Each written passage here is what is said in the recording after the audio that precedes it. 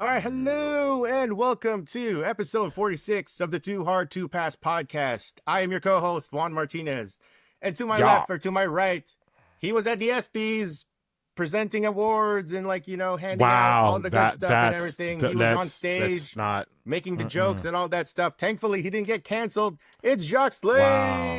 Wow. Slade. There's so much false information in that intro. Like just so many inaccuracies. That's shameful. Like 10% of that was true.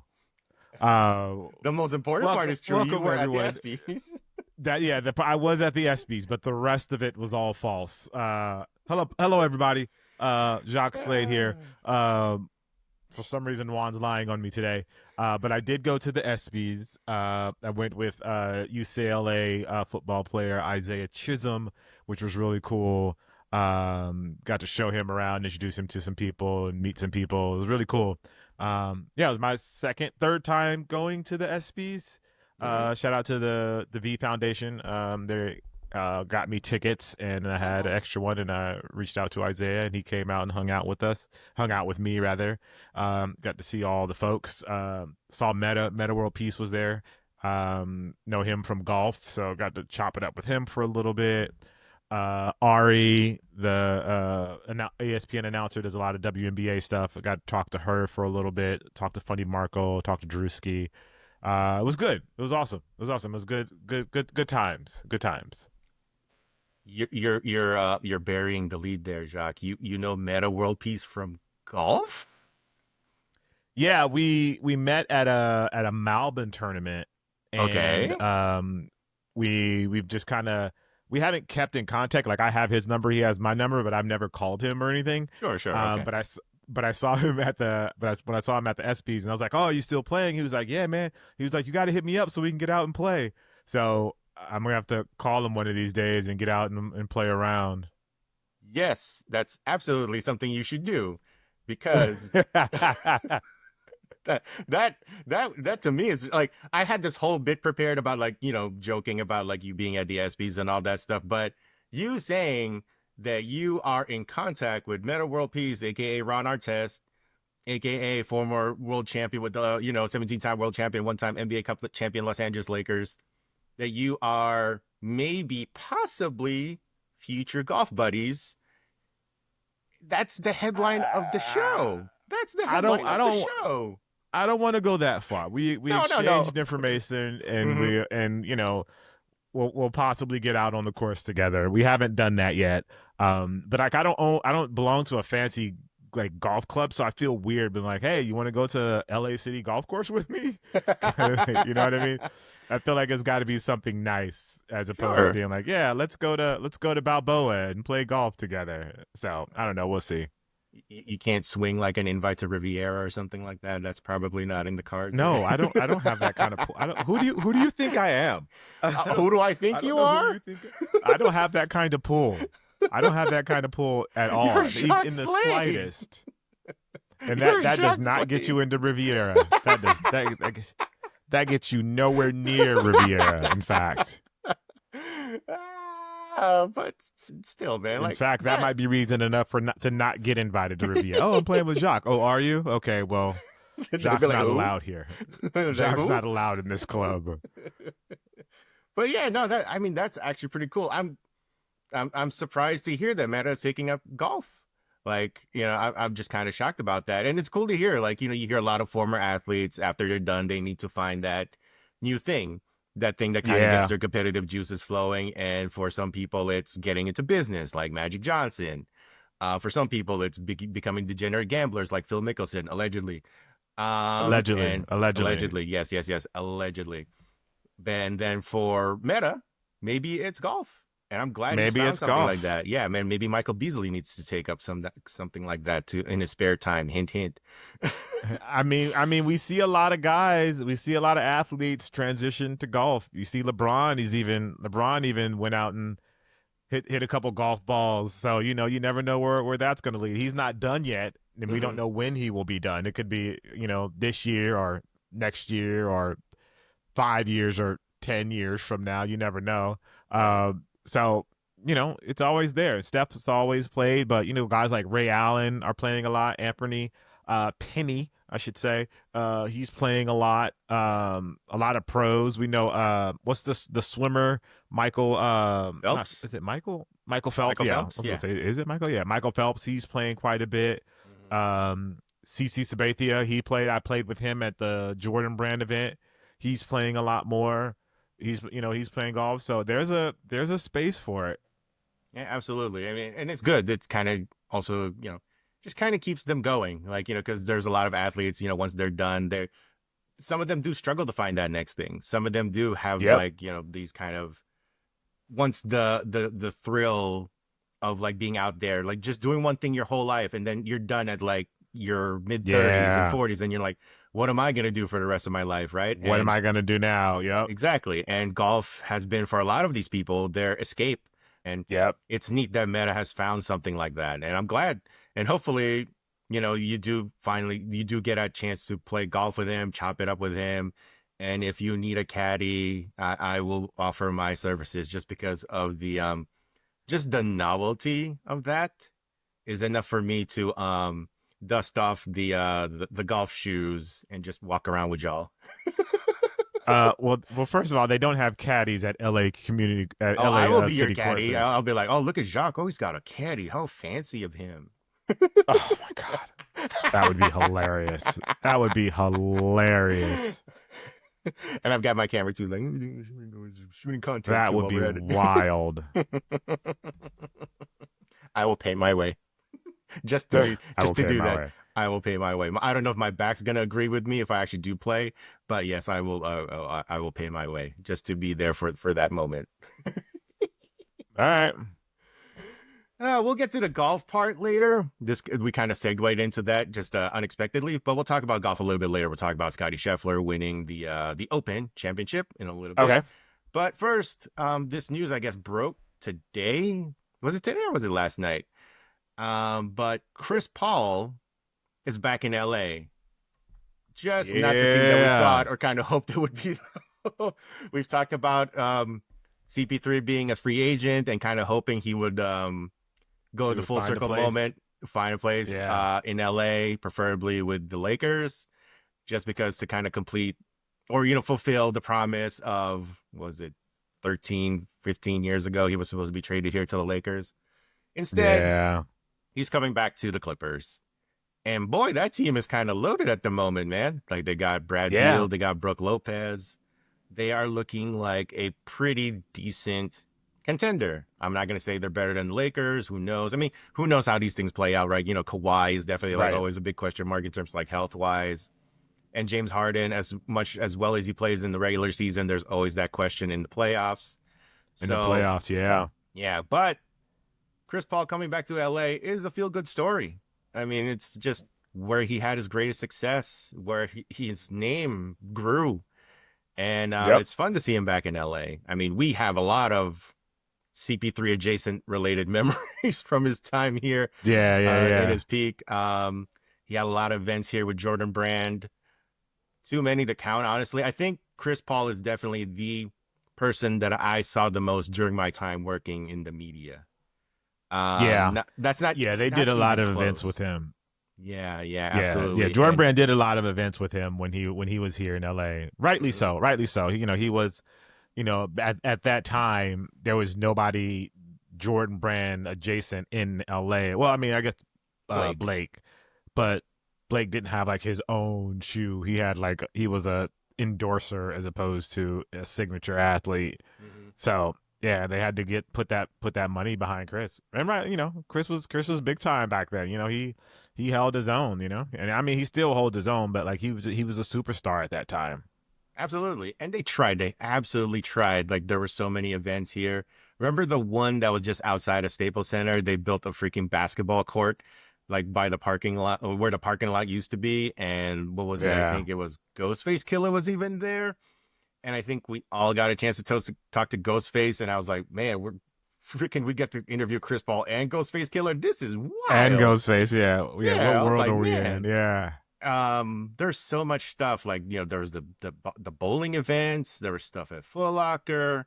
Just they just had him all. He was just plastered all over the place here in LA, and Yep. he built up a fan base. Like he obviously just because of like the difference between the Lakers and the Clippers, there's always going to be that disparity. But it would be false of us to say that CP3 didn't matter here in LA because he absolutely did. Oh, 100%. He was a big deal here in Los Angeles, and I think the city as a whole is kind of happy to see him back. Obviously, the Laker fans want him to be a Laker, just for, like you said earlier, like the retribution for the wrongs that were done to us all those years ago. But we also, we just feel like it'd be a better fit for him. But it also makes sense for him to go back to the Clippers after spending all that time there, like retiring from the Clippers. Feels appropriate for him. Either that, or he would have to like retire from, was it Charlotte? New Orleans. Was it the Hornets? New Orleans. Yeah. It was New Orleans by then. Yeah, those are basically to be the two franchises that Chris has been most of. So it's funny. Like I've always made this joke around my friends. Like, yeah, I'm on a first name basis with Chris because I've seen him so much. It was that frequent. It was like, yeah, like unlike other players, like, I would say their whole names and all that stuff. I was actually very comfortable just saying Chris. And then people would be like, do you know Chris Paul that well? I'm like, no, not really, but it's funny. It's just funny not to really, say that but way. Kinda. No, yeah, but not kinda. really, but kinda. I've interviewed him so many times that yes, it might as well be. The one time that I thought it was really wild to see Chris Paul out and about was do you remember when Jamal Crawford had a brand black signature shoe? Mm-hmm. Yeah. So they had an event somewhere deep, like in LA, like around Fountain and stuff. And it was just a secret hidden, like, installation. It was very dark, a lot of like weird kind of lighting, and just there were people playing basketball there. There was like dunking exhibitions. It was just very artsy. It's a very artsy thing. And I thought it was just going to be Jamal Crawford that was going to be there. And then all of a sudden, Blake shows up. I think Matt Barnes shows up and Chris Paul shows up. And I'm like, oh, that's cool. Yeah, here you guys just supporting a different brand. I mean, your teammate, which is cool. Yeah, but he's with a different teammate. Brand. Yeah, I thought that was just pretty neat. And it's just like being next to, like, I just went up to Chris, be like, hey, how's it going? And they're like, hey, what's up with all that stuff? But I'm like, oh, it's just odd to see, just because they are Jordan guys, especially Blake and Chris. They're like, these are Jordan folks, and they're at a different brand's event, which, kind of speaks to how Brand Black wasn't really like, the biggest brand in the world. It's probably okay for them to show up there in support of Jamal Crawford and all that stuff. Like, I doubt that they would have shown up to like an Adidas event. I doubt they would have. Right. Yeah. So, but it still speaks to like Chris and Blake to like show out and, show the support to Jamal for that way. So, yeah, show support to the homie. Yeah, totally. So, with Chris being back here in LA, and I guess it's his 21st season, which is crazy to think about. And please don't retire, because the moment that, see, it's funny, right? But the moment that LeBron and Chris retire, we're going to be like, oh God, we're old. Yeah. There's this small part of us that's like, you guys keep going, right? You guys are just going to play forever, right? Just don't retire. Yeah, just don't retire. You can never retire. Yeah, man. Just like, as long as you guys are still around, I still feel like a sense of like youth and all that stuff. Yeah, I still feel young. I still feel young with you guys. It's like, yeah, my guys, like, I think I'm the same age as Chris or a little bit old, whatever. But yeah, like, we can root for him to win, right? Like, there's a part of us, like, it would be neat to see them win. It would be neat Laker to see them win. As Lakers fans, I understand we kind of treat Clippers as little brother or stepbrother or whatever you want to call it. But there's a part of me that really kind of hopes that Chris closes out his career with a championship. Yeah, I'd be happy to see Chris Paul win. Let's put it that way. I wouldn't be happy to see the Clippers win, but I'd be happy to see Chris Paul win. Okay. If it came down to it, like, it's okay. Like, we can't stop whatever, right? But right, the idea of Chris Paul winning a championship, even though it's the Clippers, I just think it'd be pretty neat. Like, it would also mean James Harden wins a ring, a bunch of players, which is good. Yeah, which is good, right? How much, like it would just be like, the Lakers fans would never accept it, right? But like, if they got James Harden to get a ring, Chris Paul to get a ring, like, just throw in Russell Wilson, like, somehow re-sign Russ, throw him in there too. And at that point, Laker fans can't be mad, right? They're all Well, well, I mean, especially James we can. yeah, James and Russ are local. They're LA guys. I mean, Chris might as well be an LA guy. Like, I just think it would be fun to see that. Like, you're like, no, I'm struggling to find a way to like get you to get on board with this, man. No, I mean, look, look. I like Chris Paul. I like Russ. I like James. I would be happy for all of them to win a championship. Just Now, it would ruin so much of the LA culture if the Clippers won. Like there's such a like little brother relationship with the Clippers right. that it kind of make it almost like it like legitimize it. And that, like I to be fair, I have no beef with the Clippers. If they win, they win. Great, It's good jokes. for It's them. jokes. It's just jokes. it's just all jokes. But like if they do win, it kind of legitimizes them a little bit. And it's like, wait, that's not no. Like we can't really talk trash about them if they have a championship. Like it takes away. I mean, we could because like, oh, the Lakers have 17, you guys have 1, Yeah. but it You guys still have an needs NBA to Cup? be. No. Yeah, right. Yeah, you guys don't have an NBA Cup. That's hilarious. But no, it's all fun and games. I would love for Chris to win one on his way out. James to win one, Russ to win one, but I also want the Lakers to win another one. So Oh yes. so That's super. Like there would never be a there's that. situation. There would never be a situation where in the playoffs it's the Lakers and the Clippers, and you're like, yeah, no, I don't care how badly I would want to see Chris Paul win a ring. Lakers got to win. Lakers gotta win, no question. It was always funny back in those times because the Clippers were good, and they were always, and that was the Mhm. time when the Lakers were bad. It was the post Kobe retirement time, and the Clippers were basically killing the Lakers pretty much all the time. And we all had our Clipper fan friends who were just like talking that mad trash, like, "Oh, we taking over LA. Yep. We're the team now," and we're like, "Yeah, that's cool, dog. Regular season. I mean, Yeah, y'all I have hear you. your. It's like I hear you. I hear I you." hear you.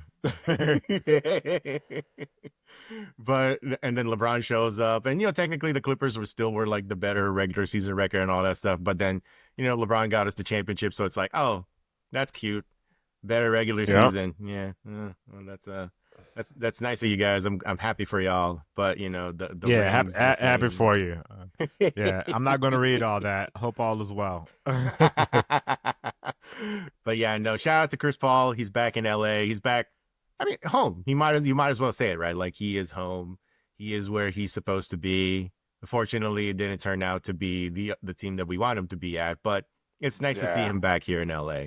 I doubt there's going to be a big Jordan roll. There might be like a thing for the last.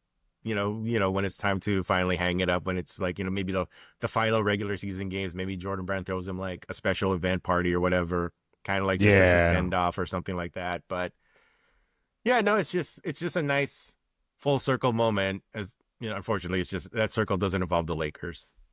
Yeah. But it does, but again, good for CP. Can't wait to see how they play this season. I'll probably pay attention to more games this year with him on the team. Which will be the first time you will ever pay attention to the Clippers, I guess. No, that's not true. I've watched Clipper games before. Weren't you at a Clipper game once? I've even gone to Clipper games. I've gone to a couple Clipper games. I love basketball. So it's not like I can't like be too mean to the Clippers just because they play my favorite sport. So exactly, yeah. I mean, like I said, they've had the good run. They've had a good run of teams. They've also had like fun teams. Those early 2000s with the Q Rich, D Miles, those teams. They were fun. Yeah. They were trash. They were not a good team, but they were still fun to watch and be like, oh hey, like doing the highlights and all that stuff. The head bobs and everything. So the Clippers have had they've had their runs here in LA where they were like the nice, fun sideshow attraction where it's like, oh cool, look at the cool stuff they're doing there to the side. Meanwhile, you got the main event over here winning championships. Yeah. So yeah. True. It's hard to deny. Yep, absolutely. All right, moving on to our next topic, Jacques. So, what do you know about Labubu? I I just know that it's a big thing now. I don't know. Okay. I know they're dolls Uh-huh. are figures or Okay. figurines. I don't know what's the proper term for them. Okay. And I know people are going crazy for them. There's a Labubu kiosk in my local mall, Oh, and okay.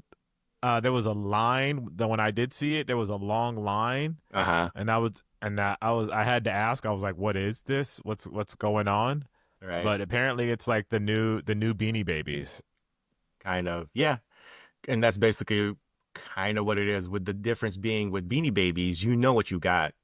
The difference with between that and Labubus now is you don't know what you're going to get because they are in what's called blind boxes.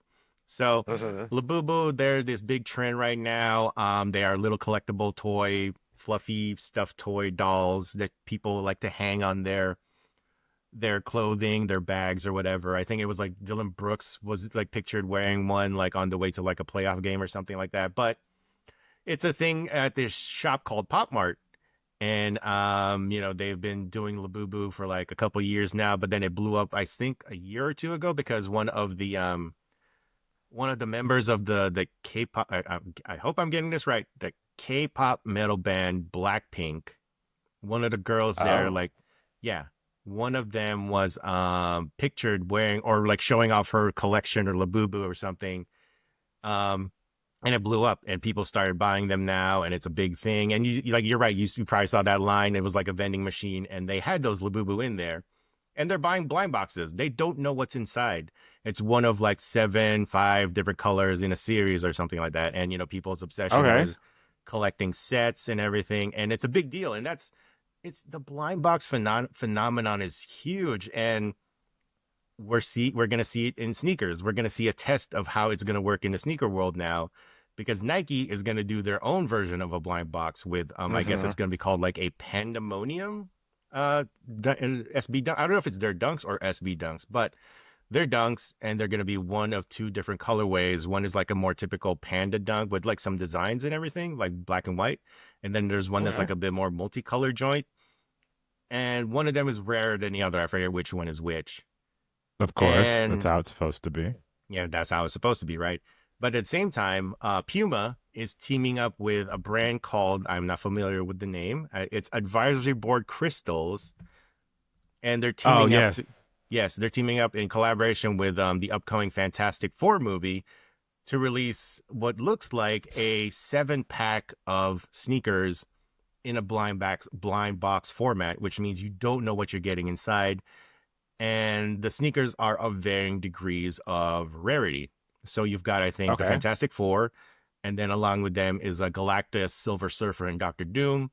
And depending on which sneakers you get, some are rarer than others. I hope the Doctor Doom is the rarest one because Doctor Doom is a kick-ass character, maybe my favorite villain in the entire Marvel oeuvre. Uh, so shout out to Doom, Okay. Doctor Doom. Yeah, man. So yeah, it's going to be interesting to see, like I said, like how people react to this, because what I've seen online for the reaction for this is a lot of excitement. A lot of people are into blind boxes at the moment, man. And it's like, dude, you're going to be spending X amount of dollars, like let's say whatever the dunks are, what, 120, 130, and you don't know what you're going to get. Yeah. The Puma, you don't even know what the sneaker is. They haven't even announced, I think, what the sneaker is. They just show them the packaging. Show the And packaging. Okay. yeah, I mean that could be any sneaker. That could be any Puma sneaker. That could range between 150 to $200. And again, you don't know what you're getting. And people seem to be pumped for it because of the blind box concept. Like, maybe they hit something rare or they hit something that's Yeah. like the one that they want. But like, let's say you only want one, right? Like say you're a fan of the thing. You have a one in set, like, because it's rarities. What if the thing is the rare sneaker or is the most common? You don't even know how it's going to work at this point. So yeah, man, like people are excited for this blind box concept coming into sneakers, and it's been done before. Like I remember there was like the Kith Marvel stuff, but it's not like it is right now because of the hype surrounding Labubus and all of this other Pop Marts, blind box Pop Mart stuff. Like it seems like there's the zeitgeist. It's at the zeitgeist at the moment. And it's Yeah. interesting to me that there's this hype for this, whereas, what was it, like a year ago, when all of these reseller stores were doing their mystery boxes and, all that stuff. And there was a big controversy surrounding that. And people were mad about that. and yet it's Right. pretty quiet when it comes to these blind boxes. Do you think it's the big difference is because it's resellers doing it, and it's because this is the brands actually doing the blind box concept? Do you think that plays a role in that? I do, and I look at this. So I think there's a couple different ways to look at this. I think the difference between this and a mystery box is you have an idea of what you're getting, especially with the Nike Dunk one. You can see both of those sneakers, so you're gonna get one of those two. Mm-hmm. And same thing like with the Kith Marble stuff. You had it, you got one of whatever, I think it was 4 or 5 different sneakers. You knew what those 4 or 5 sneakers were. Mm-hmm. And I imagine with the Puma stuff, they're eventually going to reveal the sneakers, Right. and it'll be one of those 5 sneakers. You know the silhouette that you're getting, you just don't know basically the colorway. So I think that's different from mystery box when it could be literally anything. Like you had no idea what it was going to be. You didn't know if it was Adidas, a Nike, Saucony, or whatever. It was just going to be some random sneaker in there, and you had no idea what it was. And they kind of, I think the mystery box people gamified it too much, as opposed to this where it's like, okay, this is what you're going to get one of these 2 things. And just leave it at that. So I think that's the difference. I like it better this way. Obviously, there's less risk for the consumer buying something. They're not like they're not going to get screwed over by something wild. At least they know what they're going to lose. Yeah, I guess yeah, they know what the downside is, I guess.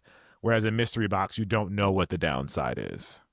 Right. Like you said, there's this level of like shadiness almost when it comes to the mystery boxes where you're right. They could put anything in there. It could be a super cool, ultra rare Yeezy or Jordan or Travis Scott sneaker or something like that. Or it could be a GR Jordan Low Golf, and no offense to like a Jordan Low Golf. It's like, it's not, it's very specific. It'll cater to a very specific type of fan, but it's probably not the people who buy mystery boxes at SneakerCon. Yeah. Yeah. That's exactly it. And then it'll be like a GR dunk and like a t-shirt and some stickers from people that you have no affiliation to, no love for. So this way you have a good idea. Okay, this is something from Puma. It's something that I'm going to like, kind of thing. I know it's either going to be this shoe or it's going to be this shoe. Not my choices are very limited. Exactly. Yeah. Are you down with the blind box concept though, Jacques? If say like back in whatever era, there was like a particular sneaker that you were looking out for, but let's just use the Jordan 11 as an example, right?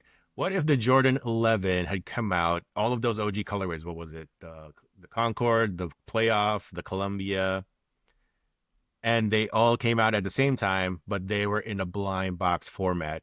Is that something you would have been down for? Or is that something you're like, oh, what the hell? I just want X. I just want X colorway. That's a great question. I think I would just want, like, if I just want one of these, God, that's a hard question. It's tough, right? Because I like the risk involved, and I think that part of it is cool. It's fun, like opening something up and not knowing what you're getting. Right. But I also have a bias. Like, I already know what Air Jordan 11 I want. Like, those have a different kind of history to me. So I wouldn't want a bunch of, Columbia Jordan 11s, because I know I'm never going to wear them. Right. Now, how do you feel about, not like, I understand it when it's like everything is kind of equal amounts of rarity. Like, as somebody who used to collect trading cards and sometimes still does it, like, I understand the whole concept of like, there's commons, there's rares, and there's like ultra rare exclusive, whatever stuff, right? I get that when it comes to this. But with sneakers, I wonder how it's going to translate to people. Like, if it becomes like a bigger thing, right? Like, say these things really take off, people buy all these, and brands start to actually introduce more, sneaker blind boxes. How do you feel about maybe gatekeeping is the wrong word, but how do you feel about making super exclusive colorways like ultra rare, and then like having your common sneakers? Like, how do you feel about them separating it that way instead of having everybody like an equal shot at every colorway? Like with the Fantastic Four stuff, I believe there's going to be, like I said, there's going to be varying degrees of rarity with those sneakers. Like, how do you feel if that's going to be, and even with the Dunks, right? There's going to be one of the two is going to be rarer than the other. How do you feel about that? I think that's part of the reason you do a blind box. Mm-hmm. You know, Mm-hmm. I think doing a blind box and you have a 50-50 chance, there's no inherent risk, I guess. I guess Sure. it's like, oh, I wanted the blue one versus the red one, so you have that. Mm-hmm. But to get something that's a little more rare, it kind of, yeah, it falls into the same of like a baseball card or whatever card, you know, a Right. collectible card. And you know that there's certain ones that they just don't include in every single pack. Also, just had a random thought of like, how much would it suck if you're like the guy, the basketball player or the baseball player that's basically in every pack of cards? Like, you're not one of the rare cards. You're just like the guy that's always in every. In that kind of sorry rant tangent there, No, no, no, but no. Yeah, yeah. um, but yeah, I think that's part of the fun of being able to like, oh, I got the card, so or I got this shoe, I got this one, and I know this one's more rare. Even if that's not the one that you wanted, it's still like, oh, okay, cool, I won, in a sense. Yeah. Yeah, it's neat. I wonder though what the future is going to be like. Say if this does take off, I think I would like to see something where they do something like this for like a signature shoe, and like let's just use LeBron for example, Interesting. right? Yeah, no, let's yeah. So let's try LeBron for example. Like they do a LeBron blind box, and then one in every thousand is a PE that he like is a PE. You know, it's one of those things where they'll never release it. Interesting. Yeah, right. Like let's do something like that, right? Where the chase is on for like the exclusive version that LeBron will wear, but it'll never go on sale to the as a GR. But it'll be available in these boxes. Like there's a lot of ways Nike and every other brand could go about this. And my like that's my hope is that it becomes this really fun thing that it becomes like Labubu, right? Like my feed Yeah. like just because I looked up a what was it like a Wall Street Journal video or something like explaining it to me because I had to know like what's the Uh big deal with this, right? And now I'm getting fed like my algorithm is now like, oh, you're into Labubus, let's show you unboxings of these things, and I'm like, now I have to go back and delete that video to fix my algorithm. That's funny. And I hope that it just stays fun, because that's my fear sometimes with these things is like, and as somebody who likes trading cards, I can see the rabbit hole that people can go down to and like get addicted to it and get hooked on it, right? And you can Yeah. kind of also see with these blind boxes. And my hope is that it stays fun. It stays like this cool little thing that, people like to like, show off their unboxings and like, oh, what did I get inside? And it doesn't become this degenerate gambling thing. Cause that's the fear, right? Is like, people can Yeah. get hooked on it so much they're like, I need to get the next thing. Oh, I got a double, I need to buy another one. And Yeah. unlike Labubu or all of these blind boxes at these pop marts, which is like $15-20 a pop, still expensive relative, but Yeah. you can take that hit. These Yeah, you sneakers can take a $15 hit. Yeah. yeah, but if these sneakers are like 150 $200 a pop each time, whew, that's rough. That's rough if you buy two boxes and you get the same one. Like I remember seeing that in those those Kith Marvel unboxings. I think I saw a video of somebody opening up the exact same sneaker, and it's like the same character, and I was like, oh, that's rough. That's rough, Yeah. especially if it was Cyclops, because Cyclops sucks. Wow. I said it. Yeah, I have to throw that The in there. shade. The What if, shade. yes, well deserved. Anyways. But yeah, no, Yeah, I agree with you because being able to like I like the idea of them being sealed. right. Like as I think through this, like the boxes would have to be completely sealed Mhm. so that no one could tell because I can see some shop owners of certain places looking through all of them to find the rare ones, which would suck, so that nobody gets it. But I like the idea, especially the signature shoe idea of every couple thousand or whatever it is that there's a rare PE in Mhm. there. I think that's kind of cool. It's an incentive to buy the shoes. It's an incentive. It's definitely more of an incentive to buy a pair. Yeah. It's kind of like the Jordan Rare Air, right? Like the Jordan 4 Rare Air, where like 25% of the production run has that gold lettering or something. So it could be something like that. With the LeBron, Yeah, it's I like, hey, like that idea. Yeah, exactly. I mean, it's kind of their own version of that, but with that one, you can just open the box and just check the strat, like the thing. I don't think Jordan Brand did anything, to Yeah. seal it, to hide it from anybody. So anybody could like, that's you said, that's your worries that someone could just a shop could just like start opening all of them and like seeing what's inside it and resealing it, right? Yep. It's Yep. funny you 100%. said that You know because what's I going had to this happen. thought. Yeah, oh, absolutely. It's funny. I just had this. You reminded me that this is what people do now with Pokemon cards. Like you think these cards are like sealed in the pack and everything, right? But no, people are using what is it, MRI machines or something? People just, yeah, no, it's true. I I've seen these posts on the Instagrams and all that stuff on the Reddits where they claim that we've got these people who are using these machines that scan you, check whatever to do CT, brain scans and all that stuff. They're using it to look in through the pack to see what's inside, and No it's way. yeah, it's nuts. And I just had this thought again of like, this is what people could do with these sneakers. Like these store owners could go to their friends who like know some imaging, medical imaging people, and like in the darkness of nighttime, and like sneak them in and be like, oh, this one has the rare whatever dunk, or something like that. That's So crazy. you think, right? These things are like, the companies are getting better about like how they seal their packs and their boxes. So they're trying to prevent that stuff. But at the same time, it's like, it's next level now. Like with these, That's with these trading card crazy. people who are going out of their way just to like get ahead of everybody else. Right. And Right. again, like I said, it's fun right now. And you just hope it stays that way. And it doesn't become this like business where people are just going to find a way to get over on other people. People are going to buy like these boxes of like you see it right now in like trading cards. It's like people buy these boxes and then they sell it on Whatnot and all that stuff, and like oh, hey, buy this spot, buy this pack, and you don't know if they've already Yep. scanned it. So it could be a similar situation where a reseller could buy like a 200 boxes of those dunks, and before they even like sell it, I mean, they've already scanned it to know which ones have the hidden one, have the rare ones. So That's that's so that's wild. my worry, is that as cool as this is and as fun as this sounds, I just hope it doesn't become a similar situation what's happening around with trading cards and even blind boxes to a certain degree. I didn't even know that you could do something like that. Well, That's people, insane. I That makes mean, that considering how sucks. much That cards sucks. go, yeah, it does. They need their rare Charizards and their Pikachus, man. Like that's how they do. It's like, And and like they I and get that. I get it. I get that part of it, but damn, yeah, it it takes the changes fun the whole away. game. It takes all the fun out. It takes all the fun out of it. Like that's not Mhm.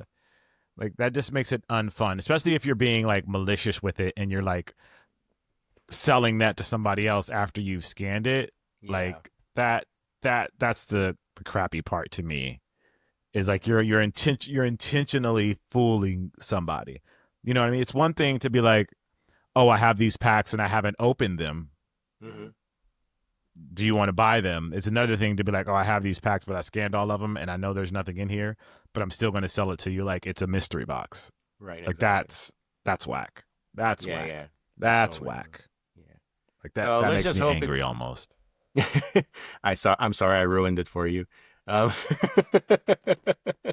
anyways, moving on to our next thing, Jacques. I'm sure you had your TV or whatever streaming device you had on was pretty much glued to the Open Yes, Championship this past weekend. I was. And what we got was basically a dominant performance by none other than Scottie Scheffler, taking home his fourth major of his career, and he's one short of a Grand Slam, Grand Slam now. Which But one's missing? What did he U.S. need? Open. He What needs does the he U.S. need? Open. US Open. Yes, he needs the U.S. Open, which is funny enough because I think we mentioned on Hard Pass that historically Scheffler has struggled the most out of all the majors at the Open, and it just so happens, oh, Yeah. word. Really? I struggle, huh? Watch this. And we're like, Take this. well, damn. Well, damn, Scottie Scheffler. Holy crap. Yeah. He just ran away with that Yeah. sucker, didn't he? Like, you thought the first day, like, Balled out. mm-hmm. Left no doubt. Left no doubt. Anybody who even got close, stomped it out. didn't even like, was it like four Yeah. consecutive birdies at the end or something like that? And it was just like, Yeah. I nah. mean, they were trying. Like Goddard was Got her up. trying, Yep. Lee was trying. They were right there, man. I was you kind of want them to like get it together to push Scottie a little bit, but it didn't. They were like that. He kept that distance, especially Yeah. after he got that double bogey. It was like, Yes. oh, okay, all right, all right. A little Maybe. kink in the armor, but then he was Yeah. like, nah, fam. That's not how I get down. So good for him. Yeah. Good for him. That, It's good to see him win. yeah, exactly. And so now to talk, every time Scotty wins a major, people like to compare him to like, Tiger and, the dominant run that he had. And, Scheffler is having, uh, okay, it's weird to say, right? Like a Tiger like run, but he is dominating in a way that we haven't seen since Tiger. Like we've seen bits and pieces of like Rory doing this, Jordan Spieth doing this. But Yeah. not like this way, not in this way that the way that, Right. Scheffler is dominating. And I feel like I don't know how Nike can capitalize on it. Like, I don't know how they can kind of capture that dominant energy like they did with Tiger back then, because like Scottie Scheffler doesn't have that outward personality that you look for, that you look for in like to market, right? Like he just doesn't, he's just not that dude. Like he's very much focused on, Right. and he talked about it. Didn't he have like that press conference before the Open talking about like what his mentality is, where like he doesn't seem like he's able to enjoy these things and he's just always focused on the next thing. And like that just doesn't translate to like people watching like commercials of the guy, and or Right. whether Nike can figure it out. And it's interesting because they've gone through this before, right? Like in the past, they've had these athletes where they didn't have the most dynamic personalities, but they were able to find a way to get people to care. Like my favorite one was Penny Hardaway. Like you talked about Penny earlier. Love Penny, one of my favorite players growing up, Mm-hmm. but he wasn't the most outward guy out there. He wasn't the most, he didn't have the riz, as the kid likes to say, but he was very much like a dynamic player, Right. fun to watch. But off the court, he just wasn't that guy. He wasn't Shaq. He wasn't Kobe. He wasn't, Right. he wasn't even Grant Hill to a certain way. And Nike's solution to that was Lil Penny. That was their way to Yeah. kind of, get Chris Rock in there doing all the jokes and stuff. And that raised Penny's profile. And then you've got your other athletes, like, in tennis, they had Andre Agassi. I mean, Andre Agassi was definitely like that outgoing dude. He was the guy who was like a dominant personality. But then on the other side, you had Pete Sampras. Pete was very much like a very by the book, I want to say boring, but he was definitely a guy that wasn't like, going to make headlines. Yeah, Just chill. Yeah, he wasn't going to be the dude that makes headlines off the tennis court, right? He was just going to be like winning, Right. winning, and that's Right. all that really matters. But they still found a way. Same thing with like a David Robinson, right? David Robinson, the most clean cut, Navy guy, just the most like, the nicest person in the world. And Nike found a way to market David Robinson as somebody that you wanted to be like and you wanted to admire and somebody to buy his shoes of. With Scottie Scheffler, I don't know what Nike could do to kind of get that energy towards him, because we've seen them try. Like, there was that thing we talked about like a couple months ago when it was him and Nelly Korda won the PGA, PGA and LPGA Players of the Year. And they kind of just had this fairly generic announcing that they were great. Like, they won, but it wasn't something spectacular or something like that. And I wonder it's because just Nike doesn't know what to do. Like maybe it's like they just have no idea how to market Scottie Scheffler in that way.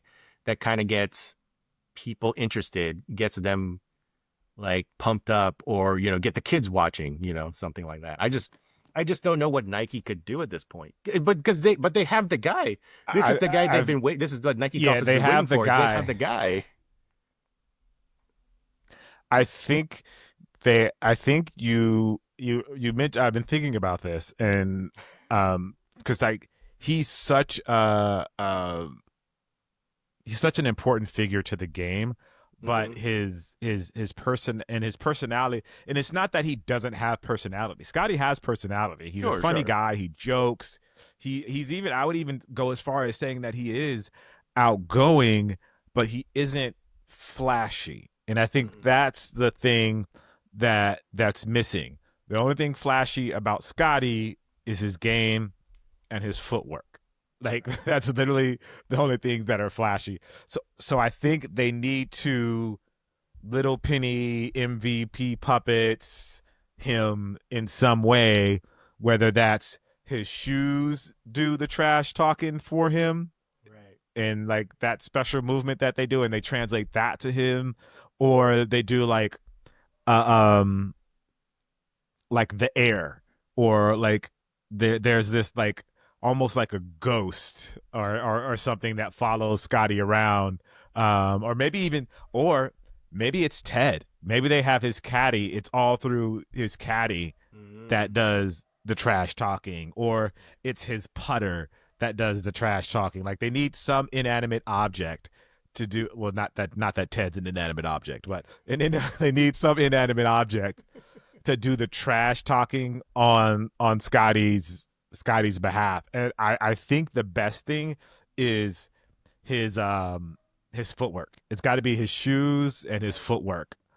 Like they've got to find some way to use his footwork to do the trash talking for him, because it's something that he does naturally, and like that becomes his little penny. The victory, what is it? I think it's I'll have a pair somewhere. Oh, they're downstairs. The Victory Tour 4, I think it is. Or is it the Tour Pro 4? Is it the Pro 4 or just I the think Victory, it's the Victory Tour 4? Yeah, I think It's one of the two. I think it's the Victory Tour 4. Yeah. They have terrible names for shoes right now. The Victory Tour 4 golf shoe. Right. Yeah, the Nike Victory Tour 4. Are they $190 now? Wow. Sorry, I just looked them up to get the name, and I think that they're more expensive than what I thought they were like $150. I thought they weren't they like $150? Did the tariffs push the? Oh yeah, they're $155. I was like, wait a minute, why do I see one says $190? Was there like a limited Yeah, colorway? no, Even so though it's that's still that's still one okay, for so a the $40 tour. price. Oh, go ahead. Yeah, the tour is Rory's shoe. Sorry, I mixed it up. The Victory Tour 4 is Rory's shoe. The Victory Pro 4 is Scottie's shoe. So yeah, I think that's what they got to do. I think they got to have the Victory Pro 4 do the trash talking. They need to find another comedian, find someone like Chris Rock that has that like outlandish, what maybe it's Bill Burr or something like that, that's just bad and angry, and just have that be the trash talk for Scottie. I think that'd be. I'm gonna pitch that idea. We're gonna pitch that idea to them and be like, look, we have an idea for Scottie. I mean, you just talked about the footwork, and I think that's actually a basis for a great commercial, is just doing that, doing something with the way that he does his follow through and how so unique it is. And just, you don't see that with any other, well, yeah, basically most golfers on tour don't have that similar follow through, that footwork that Scottie does. I feel like they can build a whole, like you would imagine like back then Nike Golf would already had it all ready to go. It's just wild to me that they just haven't done it already. And you talked about like having an inanimate object that's not a caddy, becoming like a voice for Scottie. And Nike even did that. Like Nike already had Tiger doing all sorts of things, and they even had an inanimate object, Frank, the head cover. And I think was voiced by Paul Giamatti. I could just be assuming that it's Paul Giamatti because it sounds like Paul Giamatti, but I'm pretty sure it is Paul Giamatti. But yeah, man, they had that stuff ready to go, and I'm just shocked that we're on year 2 or 3 now of Scheffler being top dog on tour, and Nike doesn't have anything fun. It just feels like it's weird to say they've abandoned golf, right? Because I don't know if they abandoned golf. They do all of these special edition colorways for all of the majors. So it's not like they don't care, but it's like they don't care enough. And it's wild because golf is exploding at the moment. There was that whole controversy 100%. with the creators and all that stuff. And it's like, why is Nike not? And this has been a familiar refrain for both of us, is like other brands seem to be like capitalizing on the golf wave of the moment, and Nike seems to be playing catch up or not even bothering at all. Oh, Jacques just disappeared. And I think he's going to try to get back online. I don't know what just happened there. I think he was ready to to have an epic rant. Oh no, what happened? Oh no. Oh no. Well, we're gonna edit this until it comes back. I literally saw that the battery's about to die. That's why I was like, oh, wait, the battery's about to die. I thought you were Then ready. I then it thought you were died. no, because your position. I thought you were gonna like you were pointing at the camera and you were like ready to go with like something epic, and I was like, oh, okay. No, I was just saying, hold on, the battery's about to die. And no sooner than I said that, it snapped. That's funny. That's amazing. Anyway, But yeah, yeah, timing couldn't be any better. yeah. Well, anyways, congrats to Scottie. He's Congrats one to the away. chef, man. Yeah, congrats to Chef. Wait, they don't do that, right? Do they call him Chef? They don't do that. They don't do that, right? They don't. No, just say, so wait, funny do you know enough, something? I Okay. pitched to, yeah, well, not really. So I pitched kind of a little bit. So I don't know anything. I pitched to the, I pitched to the PGA Tour like 2 years ago when Scottie first started his run Uh-huh. that they should do a collab with him and Raekwon the chef. Ah, That they should do some kind of connection between like him calling him Chef the chef. right. And they were like, right. oh, that's too different from Scottie's personality. That's not who he is. And then lo and behold, now Minwoo Lee is now known as the chef. Yeah. The let him cook thing. And I was like, oh, like Scottie, it would have been so good for Scottie Scheffler. Everyone would have been calling him chef. It was perfect. But, you know, you live and you learn. Happens all the time. I mean, I thought you were actually going to go with the bear for a second there when you were saying, like, when you were like, you pitch something to them. And I was like, no, that Raekwon thing sounds funny too. That's great. But I thought maybe like with the bear, you know, how like that show is huge right now and everybody calls each other chef and all that stuff. Yeah. So I thought you were going to go there in that direction. And that I bet you the PGA would have been probably would have listened to that more than they would have with Raekwon, even though me and you would be like, yes, no, that's dope. Let's do that one. Release a purple tape with that's actually a funny commercial too. That's a funny commercial too. With his clubs. Oh, right. Yeah. Being for Scottie Scheffler, being like or having Ted. We're just giving away ideas here. Having Ted be like, all right, it's 96 to the pin, and then Scottie being like, all right, I think I'll use my 56, and then you hear come from the bag, yes, chef, and it's like the 96, then like the 96 is talking, saying yes, chef, then he hits the gut. Oh, that would be so good. Oh, that would be so good. Anyway, sorry. Oh, you got man, me all excited when I thought about it. Give me that idea. Giving away ideas here. That's what we do on Hard to Pass is we just give away ideas. And yet the brands don't listen. Come on, man. What are we doing here? What are we doing? They don't listen at all. I'm gonna put this together in a deck. I'm gonna put this together in a deck. Yeah, as a commercial. Should we just turn this podcast into like a consulting agency? Like essentially that's what needs to happen. Right. It's like we just rebrand this as like the Too Hard to Pass consulting agency /podcast. Yeah. /podcast. Yeah. We need to like button this up a little bit more so that they'll take us more seriously. Anyways, it's time for that. It's that time, Jacques. We're almost at the end of the show. And it's time for everybody's favorite sneaker segment. It's Sneaker Mount Rushmore Plus time.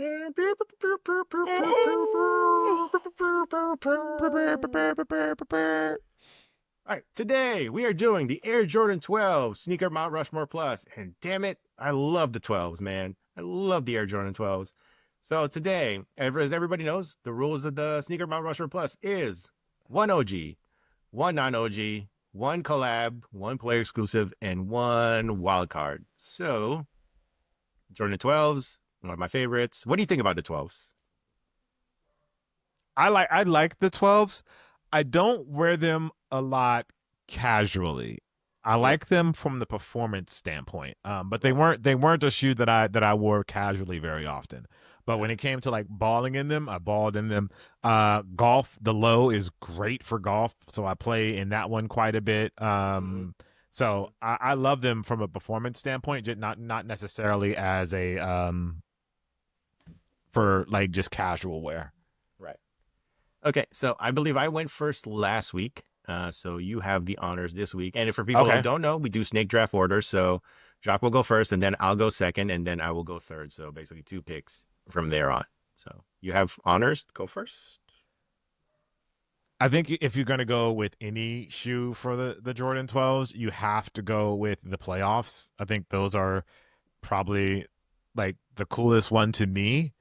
I just like the white, black, and the gray. I just think they're it's such a good, colorway for that shoe. It's like the ultimate colorway for me for that shoe. I was so sure you were gonna go with the flu games. I was so Ah.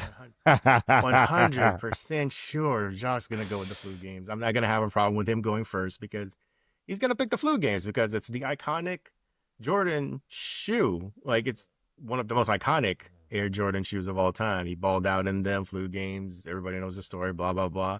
He's gonna like my thought was like he's gonna go with the flu games. There's no doubt in my mind. And then he went with the playoffs, and I'm like, oh, son of a. Because Yeah, that's the one. I mean, that's the one playoffs, for me. the playoffs are number one. As in, those are my favorite Air Jordans of all time. I like the three. Like the threes are my favorite model of Air Jordans, but the 12 playoffs is my all-time favorite Air Jordan shoe. Period. There's no its, ends, Oh, and okay. about it. I don't think I knew that. And yeah. If you had known that, you would have just done it. You just would have picked it anyway, just to spite me. But I probably would have picked it anyway. Yes, but I didn't know that. So this is just rent. This is just the universe's pettiness. This is the universe like, being petty. Is what. This is payback for all those times. This is the pettiness of the universe coming. Yes, that's and funny. I, you know what? I deserve it. I can't even be mad. I feel like I deserve a lot of this karma, sneaker karma. That's But funny. yes, the 12 playoffs are my favorite Air Jordans of all time. So I was 100% sure. I thought it was going to be mine, but it is what it is. I'm going to go with the flu games if that's the case. So because, well, That's a good choice. That's a good choice. Can't go wrong with those. Like I said, Jordan's iconic performance in them, and just I like the way they look. Black and red, can't go wrong with that. So yeah, flu games are going to be my choice for OG. As sad, I don't think anybody's ever been sad picking flu games, but I am. No. It's not a bad shoe to pick. It's not a bad shoe to pick. It's just not the one you wanted. Your mystery box did not come out the way you wanted it to. Yeah. So for my non-OG pick of the Air Jordan 12 Sneaker Mount Rushmore Plus, I'm gonna go with I wouldn't say a very popular pick or even a pick that most people would choose. I'm gonna go with the International Flight. They were a pair that released a couple years ago. They're blue. Oh, okay. Yeah. They kind of have an obsidian vibe to it, but they have like dragon scales on them. They have the katakana on the back on the heel tab. But yeah, no, it's just like exemplifies like Jordan's worldwide reach. And yeah, I always liked those pairs. Unfortunately, I never got them when they released, and now the resale's kind of like, ugh, it's not worth it to me. But I do like the way they look. So yeah, I'm gonna go with the International Flight. I'm pretty sure that's what it's called. But yeah, the International Flight Air Jordan 12s. Okay. Okay. All right. So for my non-OG, I'm gonna go with and it kind of fits into, well, it does fit into the collab territory. No, you know what? That's a collab. I'm not gonna use that one. I'm gonna save that one for the collab. Hold on. So I'm gonna go with the what is it? French blue. Ooh, very nice. Very French good blue choice. for the non-OG. Very good choice. French blue for non-OG. Yeah. It's a good one. That's actually the color of the golf shoes that I have. I have the French blue golf. I think is it French blue? No, wait, is it the French? Yeah, French blue. French blue is the golf shoes. So it's OG, non-OG, and then PE. Collab is next. So Okay. Then collab is the PSNY. The gray, like there was like this all gray colorway of the PSNY collab from, gosh, probably 7, 8, maybe more years ago. Yeah. God, hold on. Let me look it up. Hold on, I'm gonna look it up. Actually, I have a pair of those. God, I have the pair of the grays. Yeah, I have the pair of the grays somewhere in the garage. They're really nice. They're really Yeah. yeah. Oh yeah. God, 10 years ago, 2015. Oh my lord, Oh, I remember getting a pair, and yeah, no, that's they're good quality. crazy. They are not the most comfortable 12s to wear, though, I will say, but they look Okay. great. They are like very nice display. Look at them pieces of sneakers, but wearing them is not the most Yeah. comfortable based on experience. But I love them. I love them. Just don't like wearing them. I can't even remember the last time I wear them. It Got might that. have been Okay. when they first came out. I might have just worn the Oh hell out wow. of them when they first Wow. came out. I probably haven't worn them since because of like the memories of like, they don't feel great on my feet. Since you went with the Yeah. Got gray, that. I'm gonna go with the wheat pair. Because like I said, I've liked. Okay. Yeah, there was like an olive pair. Was there a green pair? And then there was like a purple. There was like I think so. four. Yeah. Yeah, Yeah. but I liked it. The wheat. It's got that Timberland vibe to it. So yeah, I mean, it's nothing more than that. Like I think I would have gone with the gray ones if you hadn't picked that for collab. So I'm just gonna go with the wheat Yeah. The gray pair. ones are good. Hmm. They're good, man. They're good, man. They're hard. It's hard to deny those. Yeah, absolutely. Like they were very refreshing and very cool when they first came out, and it's weird because they haven't really gone to that well since. Yeah, in terms of like collabs, like there's not really a lot of collabs for the 12s, and I wonder if that's intentional or if it's just no one knows what to do with them. Yeah, I mean, I think they are hard to do things with, so I can Hmm. understand that. Yeah, Yeah, yeah, totally. they're so So like they're like long and like you got to really have to nail the color blocking for them to look right. yeah, absolutely, absolutely. Well, for my pick for a PE pair is something that absolutely does nail the color blocking. I'm going to go with the Gary Payton glove player exclusives for that Mm. one season when he was with the 17-time world champion and one-time NBA Cup champion Los Angeles Lakers. Man, that was a time. Gary Payton, a Laker, and Jordan Brand hooked him up with these 12s. There was like a black and yellow pair, like every color combination, white and yellow, black and yellow, white and purple, black and purple. I'm Mhm. gonna go with the one that's white and yellow. Look neat. I just like the way they Okay, look. I like And it that. said the glove on it. And I'm like, I oh, that's respect pretty that. cool. They had the glove. Gary Payton, a Laker. I re- I know the Laker. I respect that. So then I'm gonna go with one. There's since we were talking about Chris Paul, there's the CP3 class of 2003 Air Jordan 12 PE. Ah, It's really nice. It's like a greenish olive sort of colorway. yeah. That was really dope. I really liked that one. I thought like it really like almost made like a luxury style kind of. I'm keeping it with the whole kind of I guess that same PSNY sort of vibe where it's like upscales the Jordan 12s, and so like I Mhm. felt like that class of 2003 upscaled it as well and kind of made it made it a little better. And then the last one is wild card, right? Yes. Yeah, you got to go with the OVO Jordan 12s. Ooh, So shout out to Drake in this situation. he'll be the first in a while. Yeah. I thought they looked cool when they came out. The white and the gold was like Yeah. it's Yeah. like very elegant, very Mhm. like very luxury. So shout out to those. So I would say the OVO Air Jordan 12. Yes. Shout out to Drake. Wait, should I say that? I don't even think Shout I'm out to allowed to say. Drake. Yeah, I don't think I'm Shout allowed out to to say that, Drake. especially what he did in the UK recently. Anyway, so for my yeah, that was wild. I cannot. That was very interesting things that he said during that concert. Anyways, for my pick for the wild card, since I was considering going with the French Blue, but since you picked that, since I couldn't get the playoffs, you bastard. I'm gonna go with the Wings 12, which is very playoff 12 adjacent. Oh The main yeah. difference is it's Yeah. got gold on it. That's It's got gold basically instead of the yeah. I gray. mean, obviously Yeah. it's part of the Wings Foundation. It's a very cool, project that Jordan Brand does with kids trying to get them into college and everything. Um, Yep. but when they released those Wings 12s, I was like, those are basically the playoffs with um with gold on it. I mean, it does have that like With gold.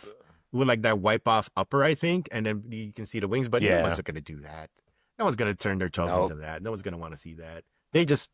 It's just basically the 12s with gold on it, which is cool. Like I Yeah. still like the originals just because they're the originals, but yeah, there's a basically playoff 12s with gold on it. And yeah, that's Yeah. basically all there is to that. I like that. Those are good choices. The 12 is good. If you don't have a pair of 12s, I definitely recommend you get a pair. Juan obviously wants you to get the playoffs because it's his favorite, but I think you'll be surprised by how comfortable they are. Yes. And if you're still playing ball or if you're playing golf, like I literally tell people that if they're going to get a Jordan retro to play golf in, to get the Air Jordan 12. I feel like it is the most comfortable and the best in performance wise. If you're serious about your golf game, where performance matters the performance of your shoes matter, then the 12 is easily the one that I recommend for you to get. Very cool. Very cool. All right. Well, that was good. The Air Jordan 12, definitely one of my favorite Jordans of all time. And the next time we do this is I'm dreading it. I'll be quite honest. Because next up would be the what I consider the the ugliest Jordans ever made. I don't know how I'm gonna get through that, to be quite honest. We won't even reveal what Jordan it is until you guys listen. So we'll take just a wild to guess. Anyway, take a wild guess. What's next? We won't reveal it. Anyway, struggle. That's hilarious. Anyways, that was episode 46 of the Too Hard to Pass podcast. I'm your co-host Juan Martinez. Jacques Slade with the plugs. Oh, I thought you were going to do the plugs. Oh, I'm supposed to do the plugs. Oh, sorry. I was like, I thought you were doing more outro. Yeah, I'm Jacques Slade. That's Juan. Thank you guys for listening to the podcast. As always, we want you to like and share and leave great comments and all those sorts of things. If you know what, if you don't like the sound of our voices, just leave it playing in the background while you work. That's all we need. We appreciate the that you just support us. If you want to support us and you're not into the sneaker talk, just listen to it in the background. Let it play in the background when things are going on. Maybe you'll learn something. You probably won't, because there's Juan and I talking, so it's not like we're providing anything super intelligent for you guys to listen to. Hey, but anyway, hold on. We appreciate you guys as always. Shoot us. Oh no! Before I go, like the Air Jordan 40, the discussion that we had inspired a lot of great comments. That's actually the most popular episode we've ever done. That Air Jordan 40 episode. I was like, oh wow. People be talking about that one. I mean, obviously, intelligent. There's intelligent discussion. It's a good shoe. There. It's a good shoe. Okay, my fault. Maybe there is one episode out of 30 or 40. Anyway, thank you guys for watching. Shoot us an email at the Too Hard to Pass podcast at gmail.com. That's the number 2. And as always, we appreciate you guys, and we'll see you next time. Peace. All right. Peace.